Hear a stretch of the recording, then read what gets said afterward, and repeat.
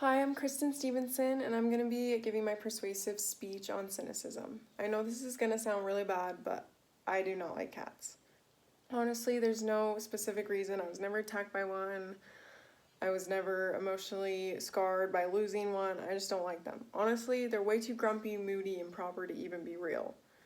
Now that I've sufficiently earned all cat lovers' hate, let me walk you through to what that was.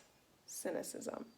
Sure, not liking cats means I don't get the fluffy cuddles and unconditional love that they give, but what if we change it from I don't like cats to I don't like people, or Republicans, or Democrats? Why does that kind of cynicism sound more acceptable?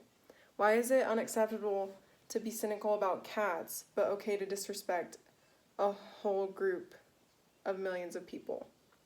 To answer that question, let's first jump onto individual cynicism. Next, we're going to see what happens to a whole community when it becomes cynical. Last, we're going to find healthier alternatives to cynicism. To understand cynicism, people need to learn about individual cynicism. To truly understand individual cynicism, let's go back to the ancient Greek time with philosopher Diogenes. Besides being known for living in a barrel and publicly urinating, so basically your average high schooler, he was the first official cynic. Diogenes denounced societal norms and encouraged people to think critically about everything for themselves. Diogenes was in a book by David Mazellas called The Making of Modern Cynicism, explaining to us that since the philosopher's life, cynicism has evolved from thinking to ourselves as ugly and malformed distrust. A 2015 study done by the Journal of Business Ethics explains why. Through a study of 639 people, researchers discovered a direct correlation between cynicism and social dominance orientation. It proved to be the bridge between individual level cynicism and how people perceive unethical behavior. Social dominance orientation, according to the Journal of Personality and Social Psychology, is a personality variable predicting social and political attitudes. Penn State adds to this in a 2017 article by pointing out that people with social dominance orientation tend to rely on social inequalities so they can have the upper end of the imbalance. However, while temporarily beneficial to the cynic living in this mindset, it encourages things like discrimination and stratifies social hierarchies. The fundamental attribution error tends to lean towards pinning a person's traits on the negative sides rather than giving the benefit of the doubt. Furthermore, people living with this trust their own motives, excusing more negative actions carried out by themselves. But individual cynicism is only the first part of truly understanding cynicism. Now we have to learn about what happens when a whole society becomes cynical. Being cynical is bad for us individually, but imagine how bad it is when a whole society and culture and community becomes cynics.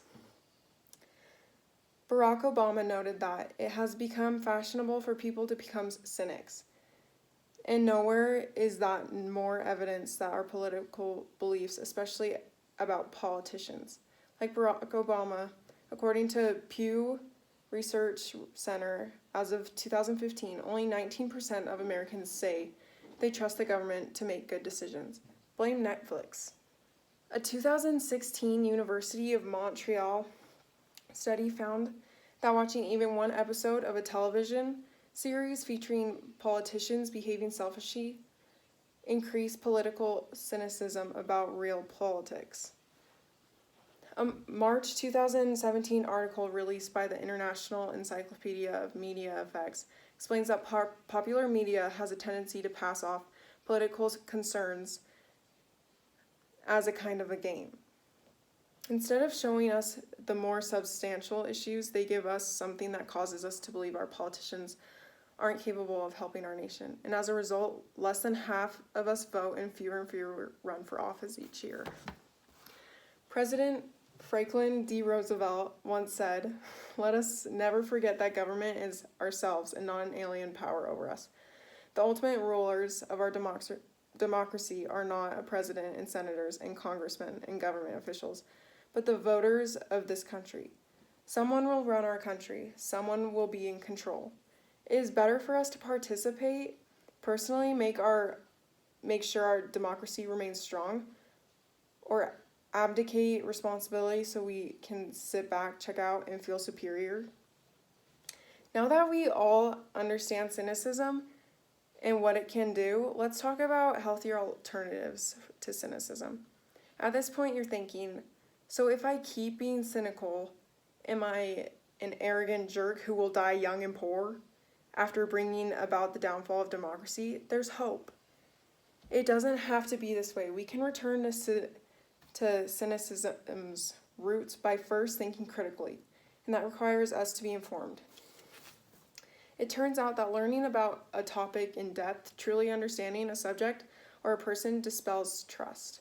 Researchers at the University of Amsterdam found out that when exposed to substantive news stories, younger people in particular became less cynical about a topic. That makes sense. Cynicism originated a movement to be open-minded, critical thinkers. That's hard to do if we're arrogant. The next step is courage. Psychiatrist Peter Michelson explains that cynicism looks like confidence, but it's not. It's really hopelessness and passivity, failing to act on our dreams because we believe nothing can change. We never fight, so we're never disappointed. When we hide behind cynicism, we don't have to try to change ourselves or our circumstances or fight injustice. We can condemn everything bad in the world and accept ourselves from responsibility for working towards something better. It may be cool to be cynical and may be fashionable, but it's also weak. Being cynical is not a good way for people to live, and understanding it and fixing it could really make the world a better place. I may not believe in cats, but I believe in people, and I believe in myself to affect positive change in the world.